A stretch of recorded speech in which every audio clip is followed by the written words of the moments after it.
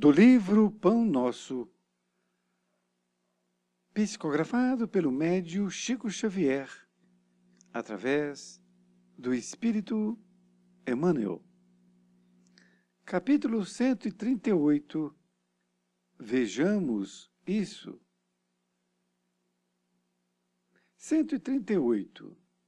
Vejamos isso. Porque o Cristo me enviou, não para batizar, mas para evangelizar, não em sabedoria de palavras, para que a cruz do Cristo se não faça vã. Paulo, primeira epístola aos Coríntios 1:17. Geralmente, quando encarnados, sentimos vaidoso prazer em atrair o maior número de pessoas para o nosso modo de crer. Somos invariavelmente bons pregadores e eminentemente sutis na criação de raciocínios que esmaguem os pontos de vista de quantos nos não possam compreender no imediatismo da luta. No primeiro pequeno triunfo obtido, tornamo-nos operosos na consulta aos livros santos, não para adquirir mais vasta iluminação, e sim com o objetivo de pesquisar as letras humanas das divinas escrituras, buscando acentuar as afirmativas vulneráveis de nossos opositores. Se católicos romanos, insistimos pela observância de nossos amigos a frequência da missa e dos sacramentos materializados. Se adeptos das igrejas reformadas, exigimos o comparecimento geral ao culto externo. E se espiritistas, buscamos multiplicar as sessões de intercâmbio com o plano invisível. Semelhante esforço não deixa de ser louvável em algumas de suas características. Todavia, é imperioso recordar que o aprendiz do Evangelho, quando procura sinceramente compreender o Cristo, sente-se visceralmente renovado na conduta íntima. Quando Jesus penetra o coração de um homem, converte-o em testemunho vivo do bem e manda-o a evangelizar os seus irmãos com a própria vida. E quando um homem alcança Jesus, não se detém pura e simplesmente na estação das palavras brilhantes, mas vive de acordo com o Mestre, exemplificando o trabalho e o amor que iluminam a vida, a fim de que a glória da cruz se não faça vã. Emmanuel, Pedro Leopoldo, 22 de fevereiro de 1950. Querido amigo, querida amiga, que bom estarmos novamente juntos, agora com esta lição 138. Vejamos isso. Este título colocado por Emmanuel, ele também utiliza a passagem de Paulo quando ele escreve aos Coríntios. O Paulo escreveu nesta passagem aos Coríntios, porque o Cristo me enviou, não para batizar, mas para evangelizar, não em sabedoria de palavras, para que a cruz do Cristo se não faça vã. O conteúdo de Paulo é muito claro, mas mesmo assim, é bom que nós estudemos o que Emmanuel tem a dizer, porque vai nos clarear mais o pensamento de Paulo, não é? Depois que a gente estudou aqui, fica mais fácil entender o que Paulo quis dizer. Então, primeiro que Paulo disse que o Cristo o enviou, mas não para batizar. Não que o batismo fosse de menor interesse ou necessidade ou coisa, não.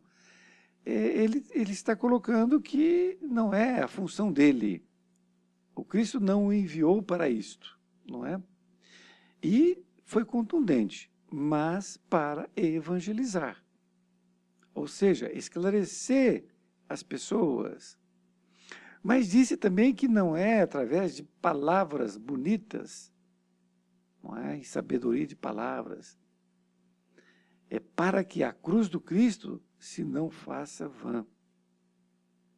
Isto é, para trazer para todo aquele povo de Coríntios o pensamento de Jesus, a ideia, o conteúdo daquilo que ele nos trouxe. Mas Emmanuel começa então a dizer, nos explicar nesta primeira parte, que geralmente quando nós estamos encarnados, nós sentimos um vaidoso prazer em atrair o maior número de pessoas para o nosso modo de crer. E é realmente muito interessante isso, porque quando nós vemos uma pessoa que está desalentada, que está com dificuldades, então nós dizemos para ela que ela deve vir para o nosso credo, nosso modo de crer, a nossa doutrina, como se fosse a solução. E, na verdade, não é a solução. Mas nós temos esse prazer vaidoso de sentir que nós estamos certos, não é? E aquela pessoa está no erro, então ela deve vir. Na verdade, é um vaidoso prazer, não é? Então, é isso que a gente tem que perceber o que nós estamos fazendo. É claro que você deve convidá-la para essa pessoa, para ela ir no centro espírita, conhecer a doutrina e ver se ela gosta e tal, mas não de uma forma como se fosse a solução dos problemas dela. Como se aquilo fosse solucionar o problema, e na verdade não soluciona. Quem soluciona é ela mesma. Nesta segunda parte,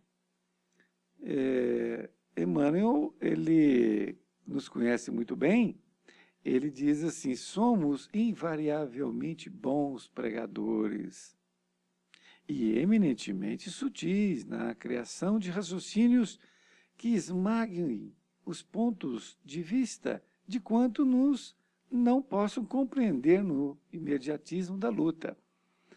Então, muitas vezes, nós, em conversa, às vezes informal com uma pessoa, em sabendo que ela tem outra doutrina, e nós começamos ali a ser bons pregadores, e temos uma criação sutil nos raciocínios para esmagar o ponto de vista dos outros.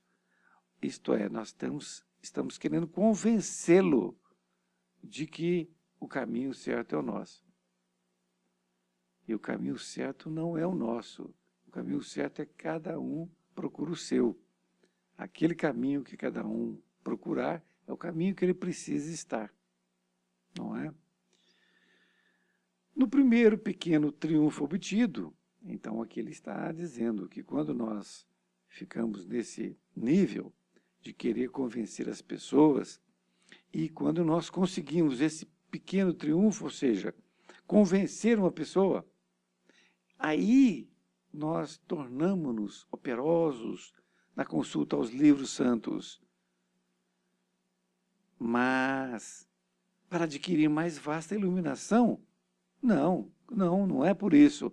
E sim com o objetivo de pesquisar as letras humanas das Divinas Escrituras, buscando acentuar as afirmativas vulneráveis de nossos opositores.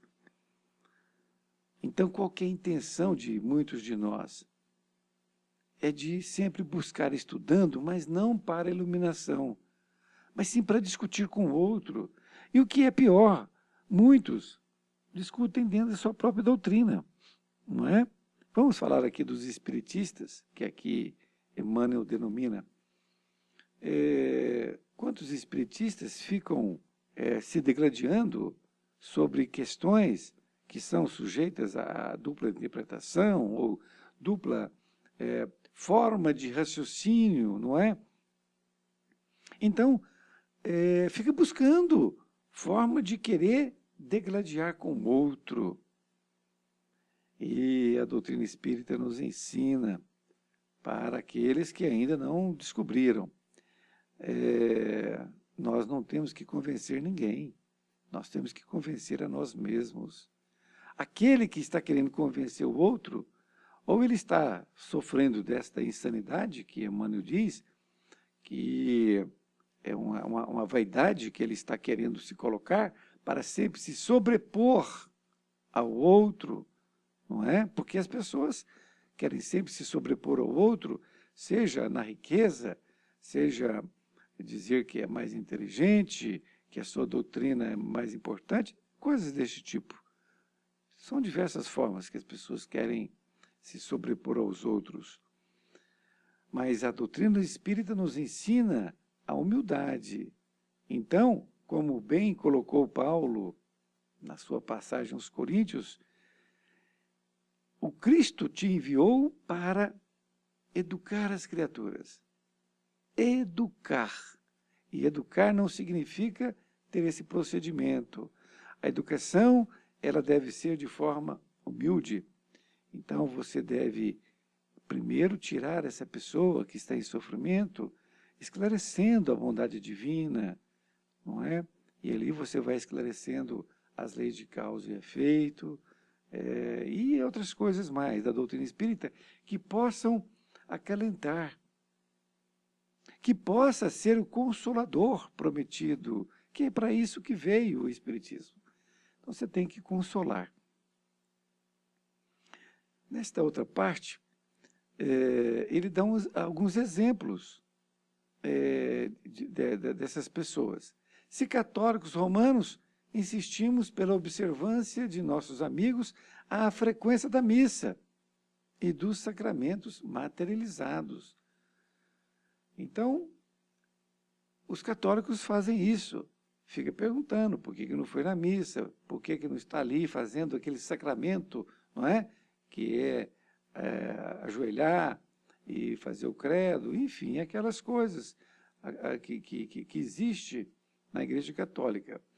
Então, existe um debate entre eles mesmo, não é isso?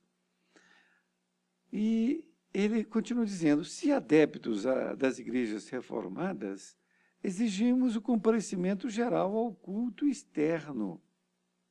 As igrejas reformadas são as igrejas que vieram depois do catolicismo, que começou com Martim Lutero, com o protestantismo, e hoje nós temos muitas ramificações, que são chamados evangélicos, não é? Então, eles exigem o comparecimento geral ao culto externo, ou seja, que aquele culto ali na igreja seja marcado, não pode faltar, não é? Agora, ele fala de nós também. E se espiritistas, buscamos multiplicar as sessões de intercâmbio com o plano invisível. Então, a gente fica muito preocupado com essas questões de nos comunicar com o plano invisível, que seria nós termos essa comunicação. E aí nós estudamos mediunidade e ficamos sempre em busca de ter mais contato com o plano invisível. E aqui me permitem fazer uma colocação que Allan Kardec ele disse textualmente, conhece-se o verdadeiro cristão espírita, aquele que faz sempre, diariamente, uma luta íntima para se tornar uma pessoa melhor. Então, textualmente, essas suas palavras, assim colocadas, assim se conhece um verdadeiro espírita, um cristão espírita. Não é pelo que muito leu, o que muito já fez dando sopa, ou se ele fez muito em muitas sessões espíritas, que se a sua mediunidade está alta. Nada disto, nada disto. Para se tornar um espírita, para ser reconhecido pela espiritualidade como espírita, ele precisa estar no caminho do Cristo. No caminho do Cristo. E Emmanuel continua dizendo, no outro parágrafo, semelhante esforço não deixa de ser louvável. Ou seja, fazer aquilo que as igrejas mandam, não é? No nosso caso, o intercâmbio ao invisível. Mas ele fala que aquilo é louvável em algumas de suas características, algumas, não é? Não é assim tão importante. E por isso que ele continua dizendo, todavia é imperioso, ou seja, fundamental, que nós temos que recordar que o aprendiz do Evangelho, quando procura sinceramente compreender o Cristo, sente-se visceralmente renovado na conduta íntima. Então, quando nós estamos no caminho, nós estamos praticando o Evangelho de Jesus. É claro que sempre dentro daquelas nossas possibilidades, porque Jesus não nos pediu ou não nos ordenou para que nós dessemos um salto quântico na nossa evolução. Tudo vai dependendo da nossa próprio entendimento, não é? Então, quando nós procuramos sinceramente compreender o Cristo, nós sentimos essa renovação na nossa conduta íntima.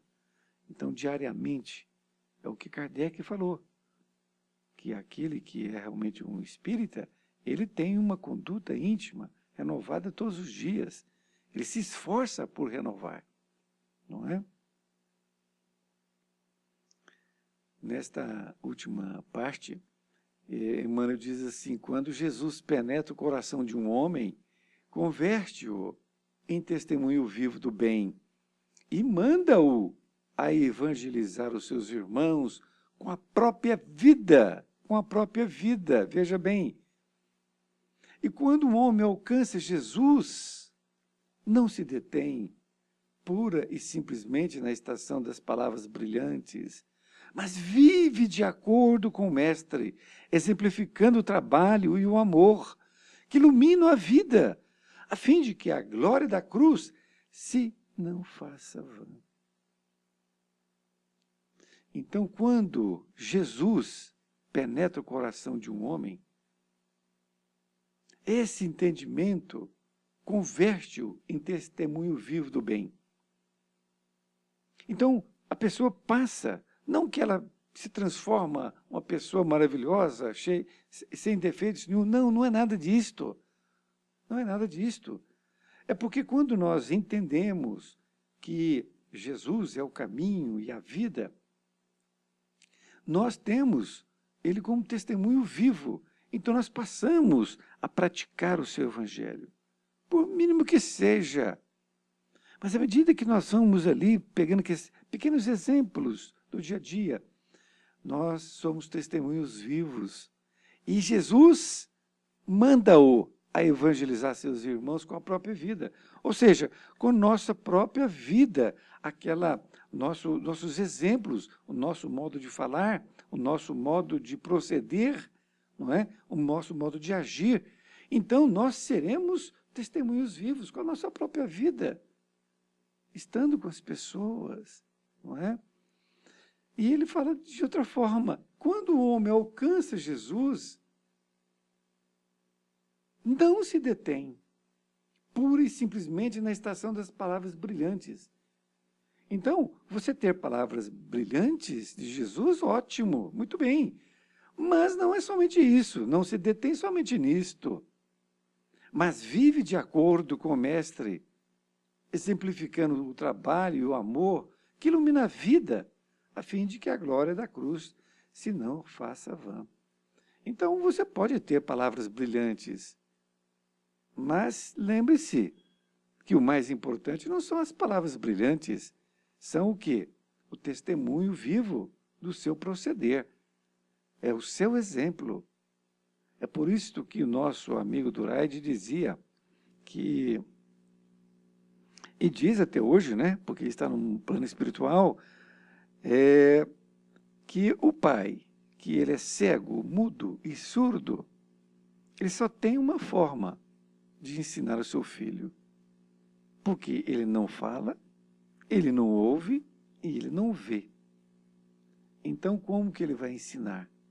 Com o seu exemplo, com as suas atitudes. Esta realmente é a melhor forma de ensinar. Eu gostei muito da lição, é muito oportuna, e espero que você também tenha gostado e que nós possamos estar novamente juntos em uma próxima oportunidade. Um grande abraço e fiquem com Deus.